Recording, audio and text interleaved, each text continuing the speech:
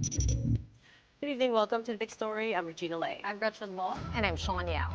Tonight's big stories. Former President Rodrigo Duterte, who insisted on being called mayor even while in Malacanang, is returning to local politics. He and his son, Sebastian Baste Duterte, filed COCs for mayor and vice mayor of Davao City.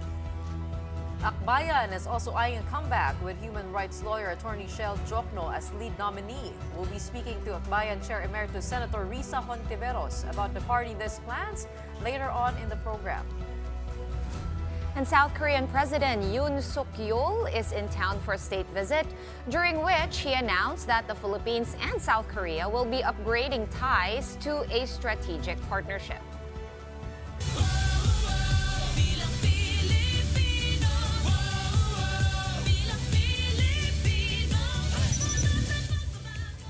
Okay, it's final. Neither father nor son is running for senator. Former President Rodrigo Duterte and his son Sebastian have filed their certificates of candidacy for mayor and vice mayor, respectively. Well, this ends speculation that the Dutertes will be gunning for national positions. Already, former President Duterte began threatening drug addicts again. But the other question is, who will the Dutertes go up against in their bailiwick? Briel Montalvo with a big story tonight. An hour before the Comelec office in Davao closed, Rodrigo Duterte made formal his bid to return as city mayor with his partner Hanelet Avancenia. The former president filed his certificate of candidacy true to what he announced over the weekend. Digong said he is only responding to clamor from Davaoeños to reclaim the post he held for more than 2 decades. His vice mayor is incumbent city mayor Sebastian Baste Duterte, who also filed his COC Monday afternoon. Actually, over the past 2 days, nagano kayo mga changes good, but kung ano yung final yun ang mga naisip ko. Asa tanaw na mo ba yun? Komportable ra. So, boto na lang itong pastoryaon. Anak na lang. Nalipay na po ko nga kuhan. Nga kaning mga tauhan na mga taga-Davao, nalipay sila nga balik ang pinalangga na to former president o former mayor diri sa Davao City. This ends weeks, even months of speculation that the Duterte men want 1 seat each at the upper chamber. Up until last week, the family's ally and re-electionist Senator Bato de la Rosa told One News he was hoping Baste could join the PDP senatorial ticket. Recall too that back in June, Vice President Sara Duterte said that her father and brothers Sebastian and Paulo are all running for senator in the midterm elections. Of the 3, only the former president managed to land a good spot in the recent SWS survey for senatorial preference, coming in at 4th or 5th. But the patriarch said he is no longer interested in a national post. You think that I can carry a national campaign at my age? Or you want me to die? Magkukulaps lang ako niyan eh. I think that at my age, 73, mukhang hindi ko na kaya. Let us be realistic about it. But make no mistake about it, he wants to bring back the Duterte brand of leadership, especially when it comes to illegal drugs. Kung tatakbo ako ng mayor, same. At this early, sabihin ko na, lumayo na kayo. Ngayon na. Kung ako ang mamayor, mamamatay talaga kayo. Do not expect na pag mag-enkwentro tayo, bubuhayin kita. Nag-warning na ako sa inyo.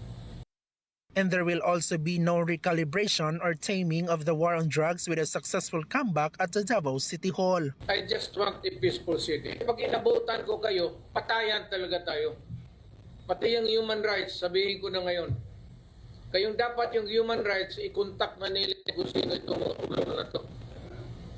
Kasi mamamatay talaga yan. If Digong wins in 2025, this will be his 8th term as Davao City Mayor.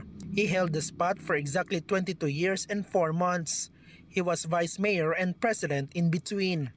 The question is, who's challenging the Dutertes? It remains to be seen if the Nogralises of Davao will be fielding candidates of the last day of COC filing this Tuesday, October 8. Although there's expectation Congresswoman Margarita Mix Nograles may gun for the mayoralty too. Then there's the third Duterte. Pulong is gunning for re-election as Davao City 1st District Representative. He also filed his COC on Monday through his lawyer Elijah Manuel Pipito. If Pulong wins next year, this will be his third and final term. For News 5, Bril Montalvo, We Are One News. Well, you know what? There is still 1 day left to the filing of certificates of candidacy, and anything can happen. Now, just this evening, Carlo Nograles resigned as chair of the Civil Service Commission. He also confirmed he will be seeking public office in his hometown of Davao City, though he didn't specify which position. The Nograles family is a known rival of the Dutertes. In a statement, Carlos said, "This experience has moved me to return to my roots in Davao City, where I hope to bring and apply the lessons I have learned in my tenure as head of the commission, as well as my 2 decades in government." Now, also this evening, we confirm that Cavite Governor John Vic Remulla has withdrawn his COC as re-electionist of the province. This is ahead of an expected appointment as DILG Secretary tomorrow, which his older brother, Justice Secretary Boying Remulla, confirmed to reporters. John Vic Remulla will be replacing Benhur Abalos, who is running for the Senate. John Vic Remulla's running mate, re-electionist Athena Tolentino, has also withdrawn her COC for vice governor. Now, it's not clear if she will be running at all or running for another position. I think so. He's scheduled to have an oath taking tomorrow morning. In fact, I think he's withdrawing from candidacy as we speak. Now, that doesn't mean the Remullas are letting go of Cavite. We are also getting word that it will be Justice Secretary Remulla's son, Francisco Gabriel Abeng Remulla, who will run in place of his uncle for Cavite governor. Abeng is currently a provincial board member, although Malacanang has not confirmed that it will be indeed John Vic Remulla taking over from Abalos. Secretary Remulla says his brother's appointment should make coordination easier. Well, actually, it can improve talaga the justice system because we have a JSEC, a Justice Sector Coordinating Council with the Supreme Court. And the commitments can be made instantly because the two of us can always talk about what has to be done. Mas maganda ang coordination niya. Like minds, tsaka I think that we only want the best for the country. Wala tayong ibang motive dito. Also seeking to make a comeback is the party list group Akbayan. The progressive group, which just secured a seat in Congress after COMELEC nullified the registration of Anwaray. Human rights lawyer Attorney Chel Diokno is Akbayan's lead nominee, and he filed his certificate of nomination and acceptance at the Manila Hotel Tent City today. He was accompanied by second and third nominees Percy Sandaya and Moro leader Dada Kiram Ismula. Diokno only joined Akbayan last month and had initially planned to make a third run for the Senate. But he told our sister program Storycon that running under the party list system may be a better way to get his foot in the door. That leaves a traditional opposition identified with the Liberal Party with just 2 senatorial candidates so far, and these are former Senators Kiko Pangilinan and Bam Aquino. All right, let's hash this out further. Joining us tonight, we are honored to have Akbayan Party Chair Emeritus Senator Riza Ontiveros. Senator Ontiveros, thank you so much for making time for us tonight. We understand you're very busy. Thanks for inviting me. It's great to be in an all-women's interview, if I may say so. Yeah, absolutely. We're all about women power here. Senator Ontiveros, a lot of things to discuss, but let's take off from what the last news item, which is Attorney Chel Diokno running under Akbayan for a House seat this time. That was a bit of a surprise because last we spoke to him, he did say that he was going to make a third run for the Senate. And That's right. when we spoke to Akbayan as well, to Rafaela David, she did also say that the goal was to field a senatorial candidate so that you have someone there with you, an ally in the Senate. Yeah. How does this change things for you, do you think? Well, I'll still be helping next year the Senate candidacies of 2 independent candidates who I hope will join me here in the minority in the Senate. magto-term out na kasi yung minority leader ko, si Sen Coco Pimentel, next year. So I'll be glad to be multiplied threefold sa halip na maiwan akong mag-isa kung maging at least 3 kami dito sa minorya sa Senado. And though I was honestly sad to see Chel no longer possibly joining us in the Senate next year. Syempre bilang miyembro din ako ng Akbayan, masaya ako na we will also try to take back the House more for the people next year. Yung slate ng Akbayan led by Attorney Chel at yung slate din ng ibang mga allied party lists. Do you think, Senator Risa, na mas malaki yung chance ng mga progressive groups ngayong elections na ito? Because we also have former Senator Laila De Lima, Yes. Teddy Bagilat, Erin Tanyada, all running with mamamayang liberal. So, is there something that the traditional opposition is cooking up? Is this a part of the strategy in order to widen the reach of, the so-called genuine opposition? Well, syempre, particular dito sa upcoming Senate election, although hindi pa conclusive yung mga surveys hanggat final na yung list of candidates, heartened ako kasi sa at least isang recent survey na nakita ko,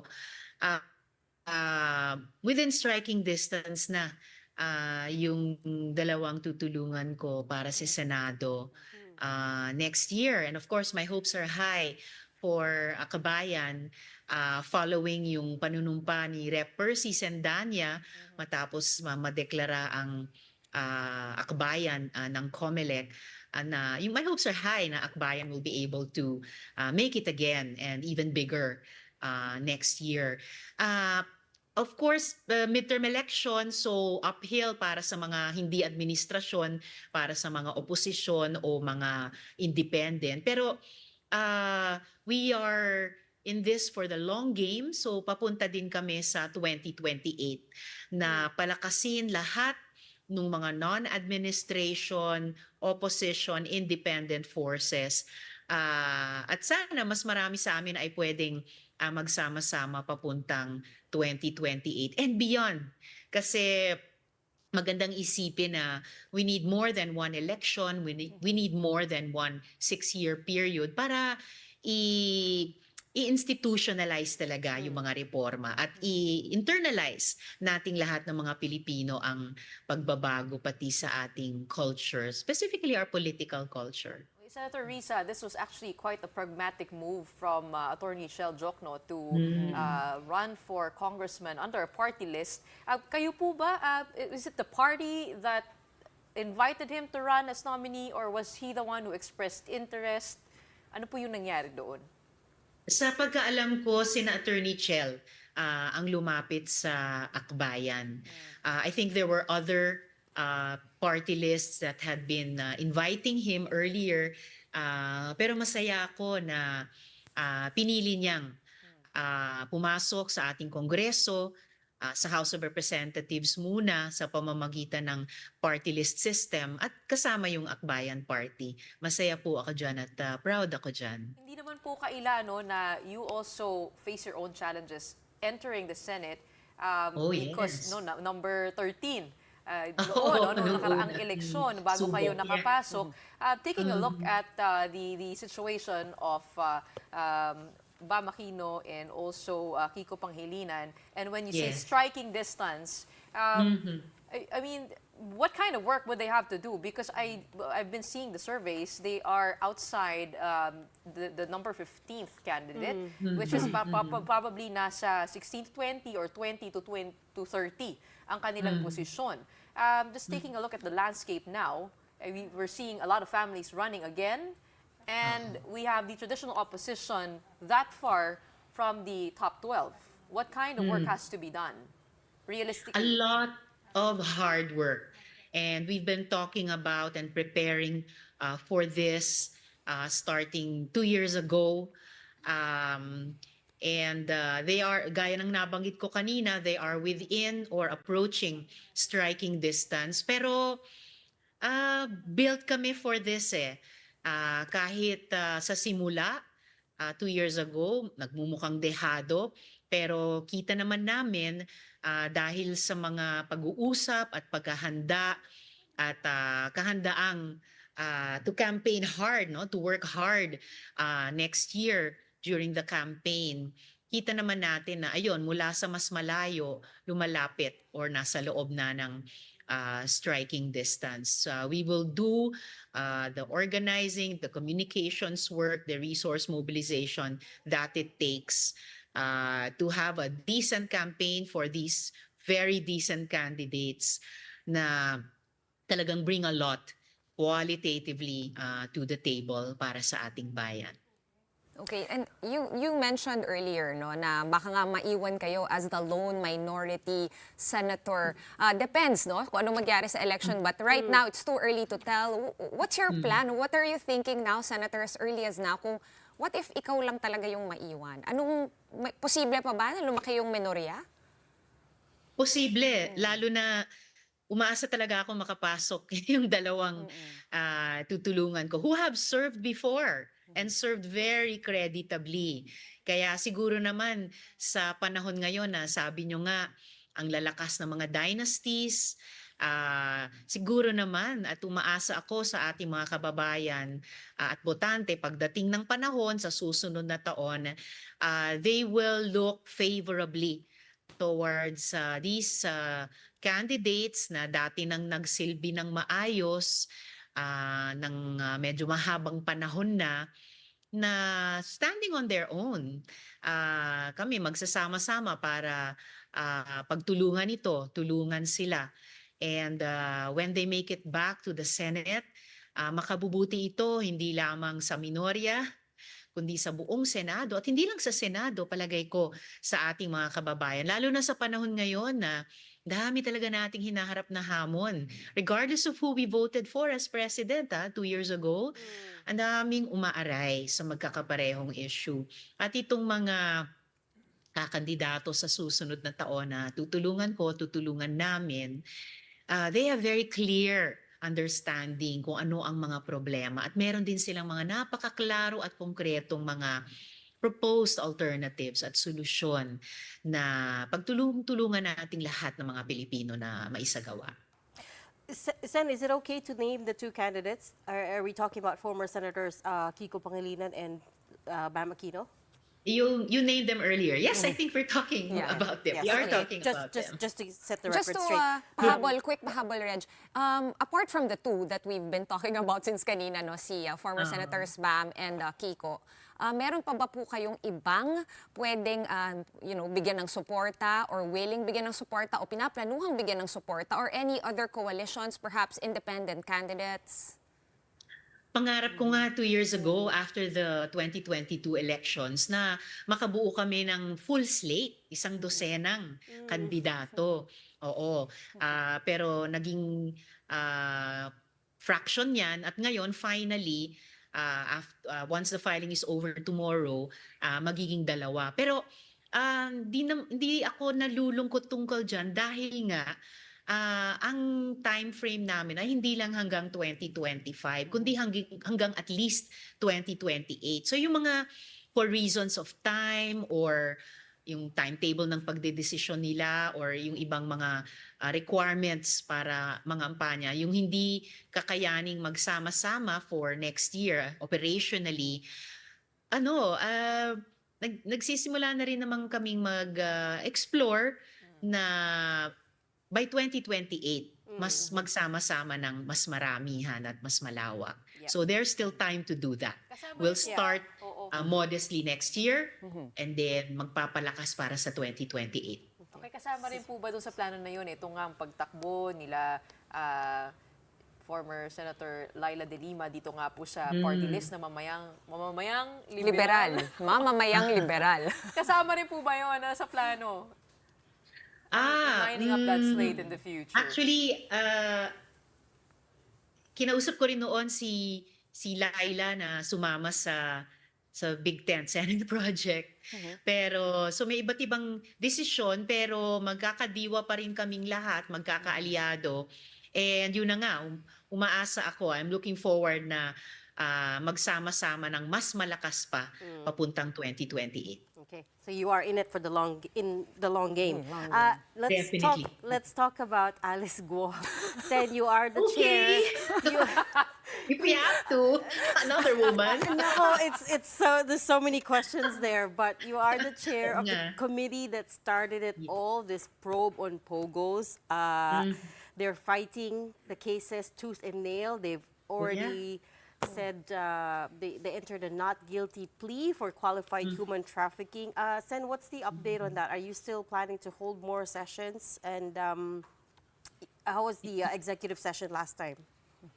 Oh, the executive session, wala namang earth-shaking pa na nangyari doon. It was just an initial executive session. It may lead to a final one. Depende no, sa tingin ng aming komite how she answers in the next last few hearings.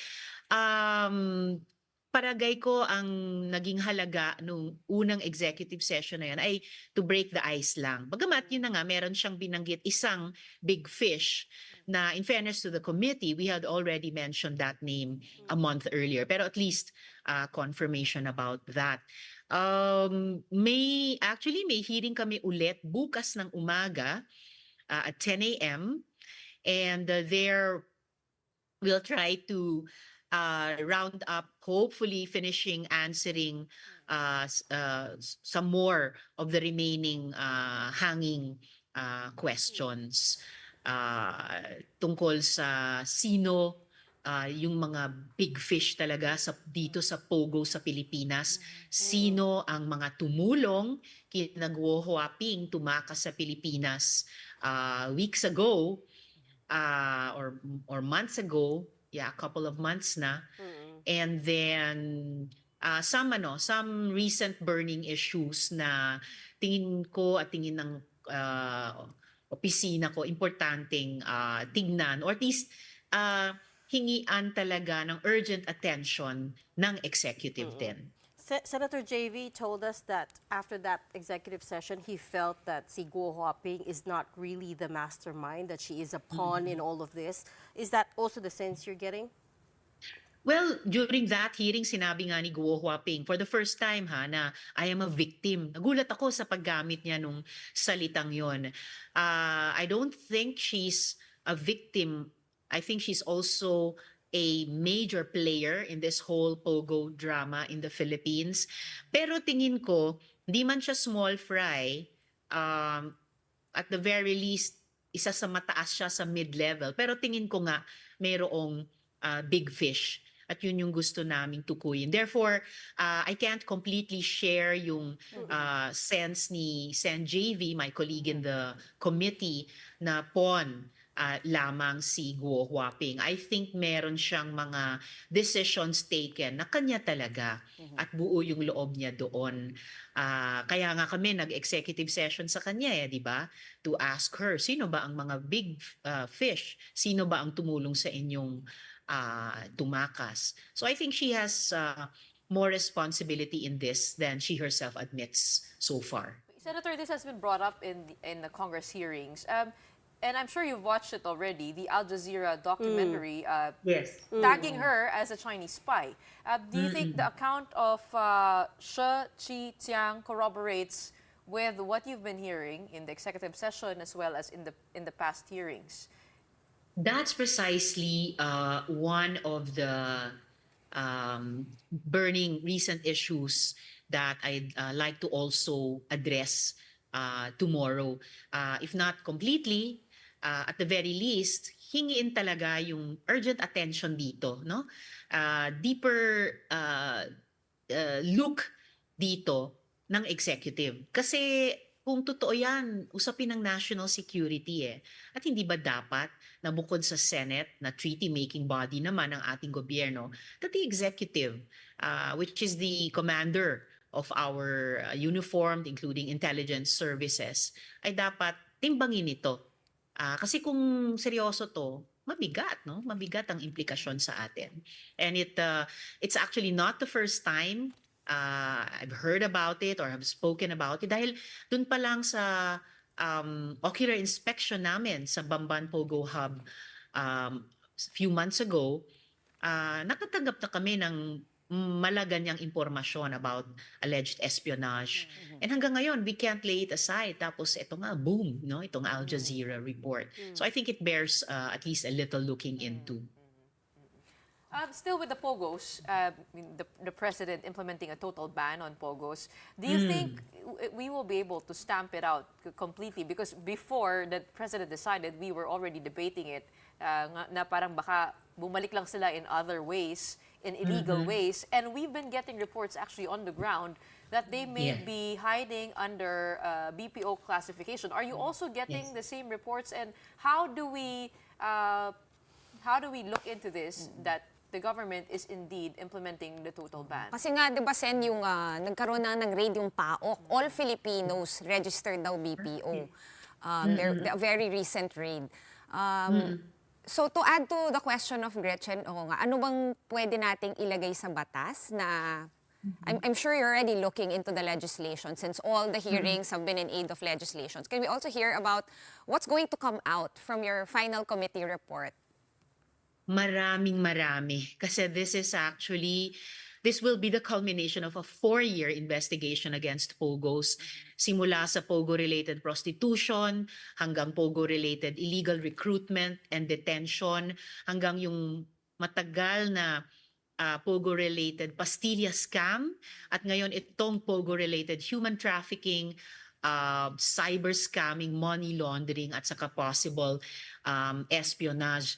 Marami-raming findings kaming ilalabas sa committee report at recommendations, some of which thankfully sinimulan nang gamitin at aksyonan ng executive at constitutional bodies even while our investigation, our hearings have still been ongoing. And yes, we've also been receiving reports na yung ibang mga POGO naga-underground na lang o kaya sumisilong sa ilalim ng ibang mga kumpanya. This is something that the Senate will exercise very strong oversight over. Kasi talagang sinelebra namin yung anunsyong pag-ban ng POGOs ng State of the Nation Address, pati yung utos na mag-wind down ng operations nito until December 31 this year. At kasing importante, yung paghahanap ng mga alternatibong trabaho at hanap buhay, what the labor movement calls a just transition, para sa mga Pilipinong naging empleyado ng POGO. At pagtulong din sa ibang mga, lalo na human trafficking victim survivors mula sa ibang bansa na makauwi at hari nawa makatanggap ng suporta sa kanilang mga gobyerno, maghanap ng ibang trabaho at hanap buhay.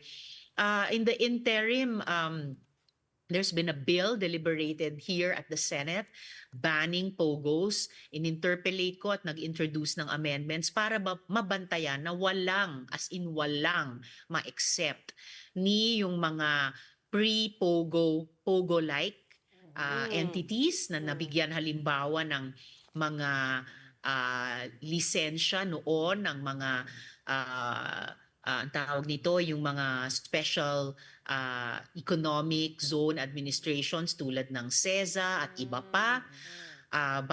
Binabantayan din namin na yung mga post-POGO na POGO-like entities tulad ng IGL na sinabi din ng PAGCOR Chair Tenko ay IGL, POGO, pareho lang yan na hindi yan pwedeng ma-exempt sa ban on POGOs. Yeah. So, yan yung mga gagawin pa namin bukod sa remedial legislation nga na natukoy namin during the hearings. Really tighten, close the gaps in our institutions and processes tulad ng birth certificates, lalo na yung filing ng late registration of live birth, yung mga gaps sa ating border protection, sa immigration, yung gaps sa ating law enforcement and even intelligence. As we saw kung bakit nakatakas si Guo Huaping noon tapos naaresto na lamang ulit ng mga law enforcement agencies pa ng ibang bansa sa rehiyon natin. So a lot of things will still be done in these months leading to December 31 and beyond para hindi talaga makaporma ulit ang POGOs dito sa atin. Speaking of that, just very quickly, Senrisa, in fact, apparently Guo Huaping is filing her COC tomorrow for re-election in Bamban. Can you believe it?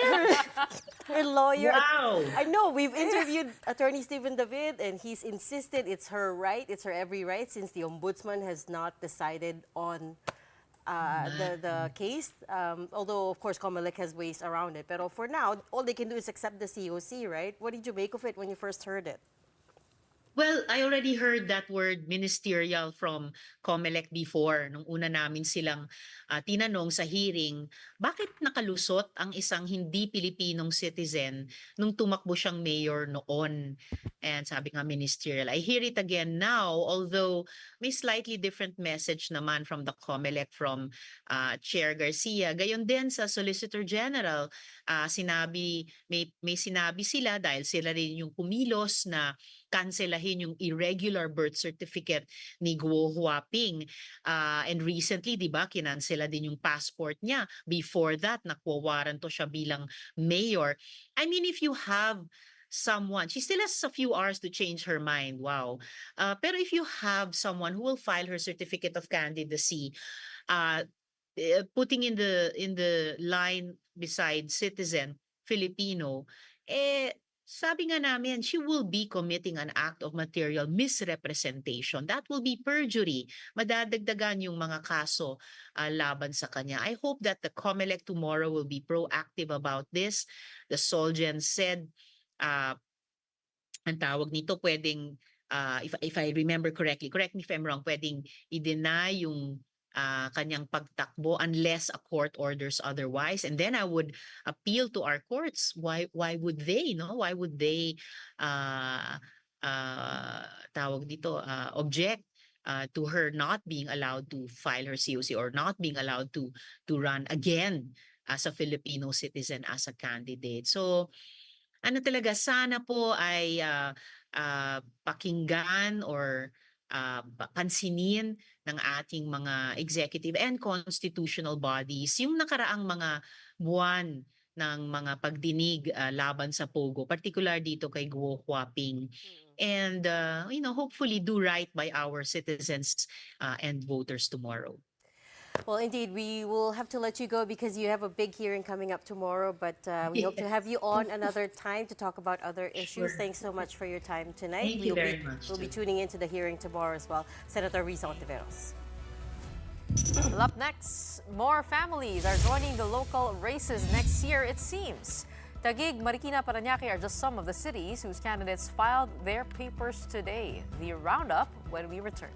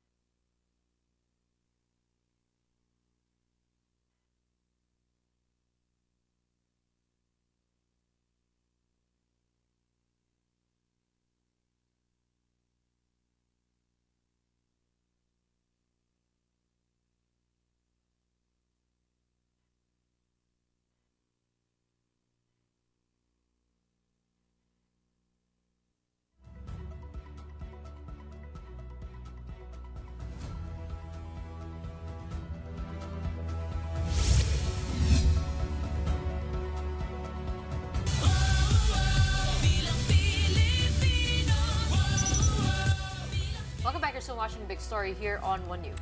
Well, there are plenty more candidates who filed COCs today, the second to the last day of filing. Aria Fernandez has the roundup for us. This morning, former Senator Gringo Honasan was among the first on day 7 to file his certificate of candidacy for senator. This will be his third attempt for the Senate after he lost his re-election bid last year. I represent a newly formed party, Reform PH, People's Party. We have been fighting for economic reforms, land reform, electoral reforms, social reforms, and even reforms in our spiritual lives. So that's the reason why I have decided to ask for another mandate.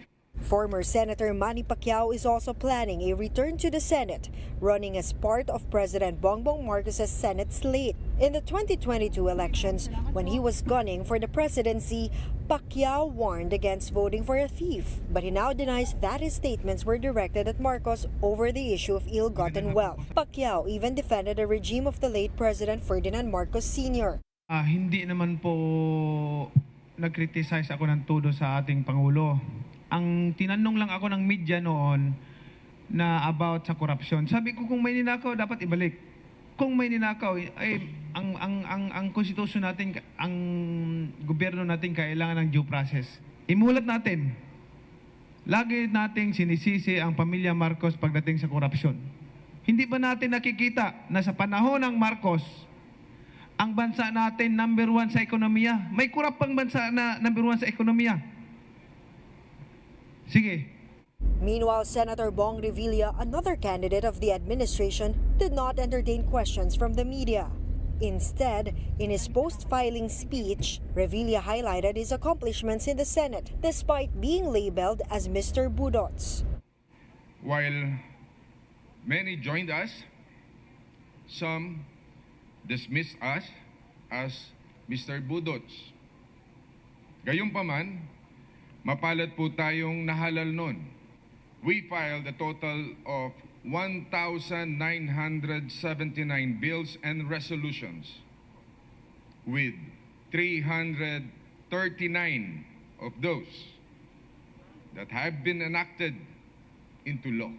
While we have accomplished so much, work never ceases, and there is still much to be done. Ben-Hur Abalos has also expressed his readiness to serve in the Senate after his stint as DILG chief for the past 3 years. Kanya-kanya pong kapalaran yan eh. Ano po? Ang importante lang sa akin sa lahat na nagampanan ko, magmula mayor, magmula congressman, magmula nung COVID time. Ako po ang chairman ng MMDA. Napakahirap dahil kalaban mo nung COVID. Ngayon DILG. Siguro ang importante sa kwento ay maganda yung ending. Iiwan ko ang isang departamento na very cohesive, very united.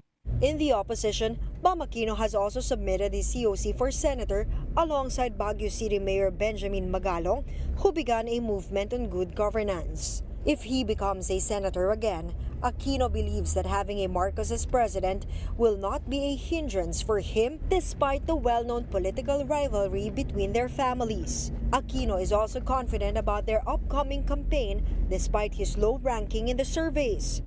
And sabi ko nga, alalahanin lang natin ang lahat ng mga lumabas, tumaya, nagkaboses, tumulong, nag-house to house, nag-abono in the last campaign at more than enough na po yan para may panalo kami ni Senator Kiko. Retired Colonel Ariel Curubin was also accompanied by Magalong in filing his COC for senator. The Medal of Valor awardee will attempt to secure a seat in the Senate for the second time, carrying the promise to fight for our territorial rights in the West Philippine Sea. Former Ilocos Sur Governor Chavit Singson is also eyeing a seat in the upper chamber, promising to hand out debit and credit cards to every adult Filipino and to use his own money to finance the production of thousands of e-jeepneys. Also today, over a dozen party lists filed their certificates of nomination and acceptance or CONAs. Among those is actress Nora Honor, who will be the second nominee of the People's Champ party list. Former COMELEC Commissioner Goyo Larrazabal will stand as the first nominee for the party Bagong Pilipino. They will focus on rural development and reforming election laws. Former Sarangani Vice Governor Jinky Pacquiao is herself aiming for a seat in the House of Representatives. She is the second nominee of the Maharlikang Pilipino sa Bagong Lipunan or MPBL party list. MPBL's first nominee, Ron Munsayak, filed the CONA of the party list earlier today. Meanwhile, another sibling in the Tulfo family, former Tourism Secretary Wanda Teo, will also attempt to enter Congress as a nominee for the Turismo party list. They are just a few among the over 100 party lists that have filed their CONA since October 1 and will compete for 20% or 63 seats in the House of Representatives reserved for party list groups. For News 5, Ria Fernandez, We Are One News. Plenty of action in local politics today, too. Let's do a quick roundup. In Taguig City, incumbent Mayor Lani Cayetano filed her certificate of candidacy for re-election. She was accompanied by her spouse, Senator Alan Peter Cayetano, and councilors under what they're calling Team TLC or Team Lani Cayetano, some of which are under the Embu barangays, which now fall under Taguig. We made sure na magkakaroon talaga ng representation sa konseho ang ating mga kababayan mula sa Embo sa pamamagitan ng by God's grace, di ba, God willing, ay 4 na bagong konsehal mula sa Embo Barangay. Over in Marikina, the Chodoros are looking to swap positions. First District Representative Maan Teodoro filed her candidacy for mayor today, replacing her husband, incumbent Marikina Mayor Marcy Teodoro, who filed his candidacy last Saturday to run for First District Representative of Marikina. Challenging them for those seats are old rivals, the Kimbos. Former House Deputy Speaker Miro Kimbo has filed the COC for Marikina 2nd District Representative, taking over the seat from his wife, current Representative Stella Kimbo. For her part, Congresswoman Stella will file her papers tomorrow to run for mayor of Marikina. Over on the other side of town, the upcoming mayoral race in Parañaque will feature a showdown between Olivares candidates. Eileen Claire Olivares, the wife of incumbent Parañaque Mayor Eric Olivares, filed her candidacy this morning. She will be up against her brother-in-law, incumbent Parañaque 1st District Representative Edwin Olivares, who also submitted his COC for Parañaque Mayor today.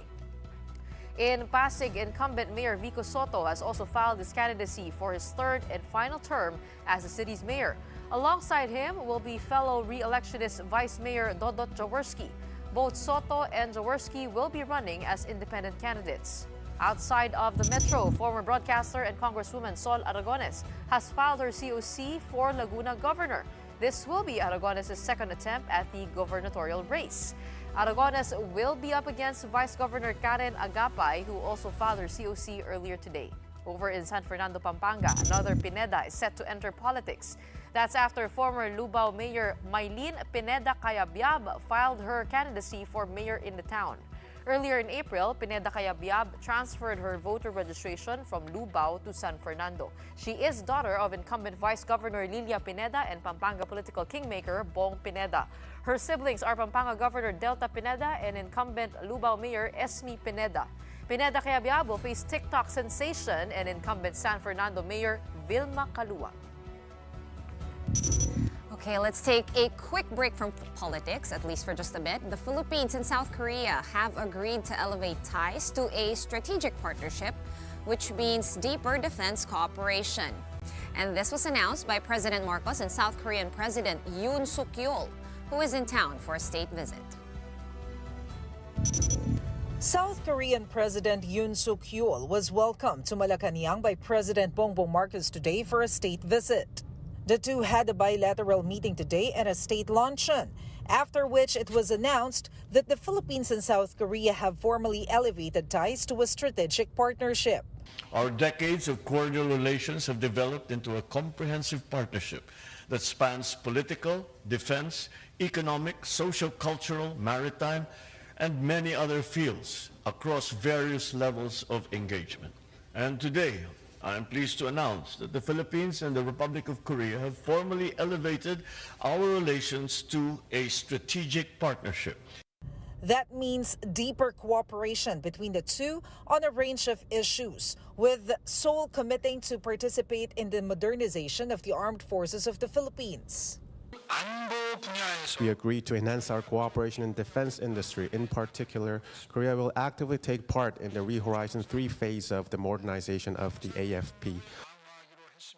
As part of the Horizon 3, the AFP has been looking to buy advanced assets such as fighter jets, submarines, and missile systems to beef up territorial defense and maritime security. South Korea has previously sold F-A-50 fighter jets, corvettes, and frigates to the Philippines. It's aiming to become the world's fourth largest arms exporter. Yoon and Marcos also agreed to boost defense cooperation, growing security challenges in the region.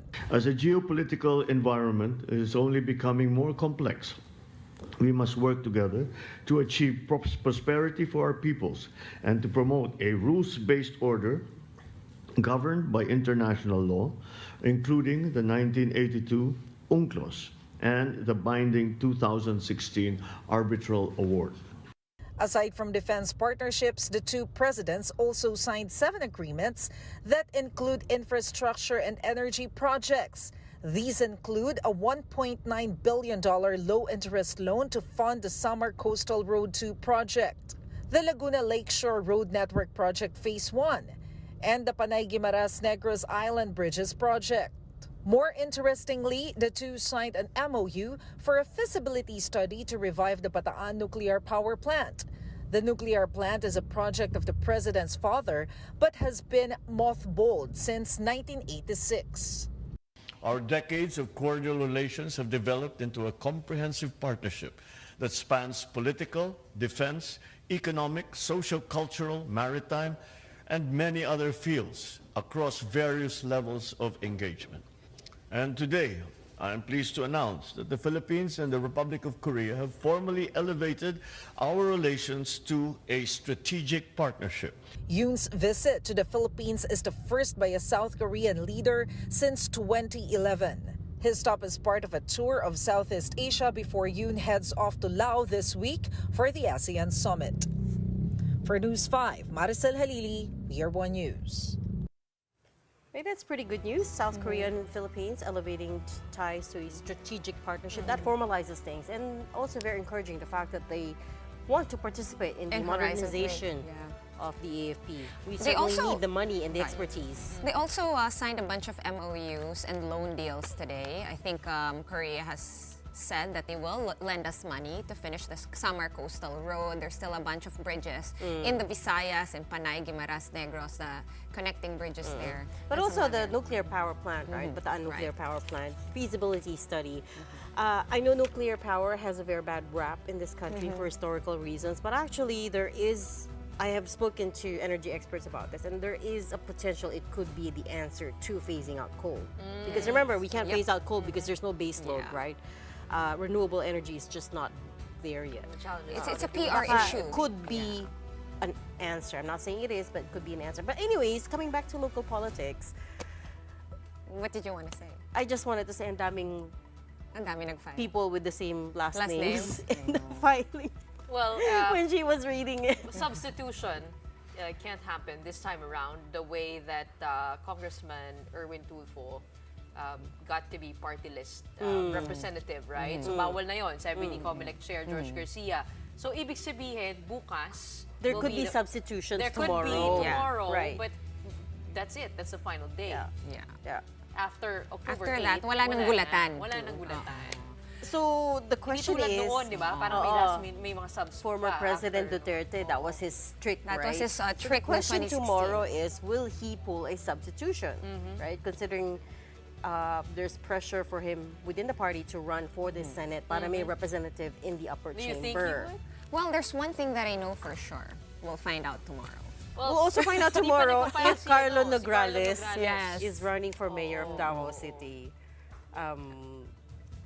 It could be. He could be gunning for the first district. The other name that's being thrown around is Migs. Si Congresswoman Migs Nograles. Who hasn't filed her COC yet. Neither of the Nograles siblings have filed mukhang yet. bukas nating aabangan yan. So we'll find out for sure. But yun nga, it's as COMELEC Chair George Garcia said, no more substitutions after this. Tomorrow, with finality, we will know who is gunning for what possessions. But yun nga. But getting the family name straight, we now have to, like when We we're might delivering have the to do news. a Venn diagram Yes, at the back, on the wall. Yeah. Like, how are they all Dapat no, the linked clan, and related? clan, Yes. clan. Yes, Tapos kung because sino yung mga anak a lot nila. of them are not just are related And by marriage. But you know by- what's funny? by Because You blood. also just can't say Secretary Remulla. You have to be like, which secretary? That's Oo, correct. bi- Oo, yeah, nga. Oo exactly. nga, no, may Exactly. point. Pero ngayon kasi yung mga families na yan, I mean, for one election, they're allies, and another, you see them fighting against each other. Some of them. Or some of them internally within the same family. Right, right. Well, that's Like already in Makati. something not new in 2024. There's right? gonna We've be seen- showdowns Alam in mo some anong of these bago local ngayon? cities. Na nagugulat ako kasi marami na akong kaedaran na tumatakbo Ganun rin. talaga. Oo. Rite of passage yan. Pero wait, So yung ito. mga anak-anak. Before we go, here's our big picture for tonight. And it is children getting shots or vaccines against life-threatening preventable diseases. This is a part of the DepEd and DOH's revival of the school-based immunization program called Bakuna Eskwela. The Bakuna Eskwela campaign will be rolled out in selected public schools across various provinces from October to November after a 4-year suspension due to the COVID-19 pandemic. The vaccines available are for measles, rubella, tetanus, diphtheria, and human papillomavirus or HPV. A reminder that the HPV vaccine does protect against cervical cancer. Good to have that reminder because after the pandemic, it's been a challenge for the Department of Health to get people to trust vaccinations again. On one hand, that, and on the other hand, the catch-up. The people who Yes. do want to get vaccines did Well, not. the Nobel Prize in Physiology was awarded tonight, went to the people who founded microRNA, which formed the basis of some of these vaccines. mRNA, the Pfizer, and the, what's the other one? Moderna vaccines. On that note, a big day tomorrow, last day of filing, and a Senate hearing at 10 a.m., as reminded to us by Senator Ontiveros. But for tonight, that's it from the three of us here at The Big Story. We are One News, all sides, all the time. Thanks for tuning in. Have a good night.